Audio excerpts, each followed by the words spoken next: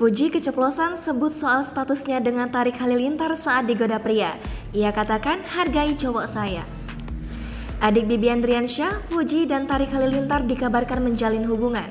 Namun, Fuji dan Tarik belum resmi mengatakan jika keduanya memang benar memiliki hubungan spesial. Saat Fuji diundang dalam YouTube Ria Ricis, salah satu kru Ricis menggoda Fuji dengan gombalan. Akan tetapi, Fuji mengatakan untuk menghargai seseorang. Salah satu anggota tim Ricis pun meminta maaf kepada sang istri lantaran hal tersebut hanyalah konten. Namun, Fuji membantah omongan tersebut.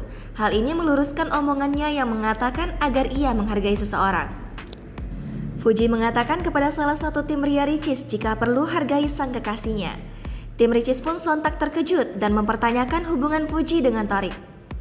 Akan tetapi, Fuji justru tersipu malu dan mengatakan hal tersebut hanya guyonan. Jangan lupa subscribe, share, komen, dan like ya.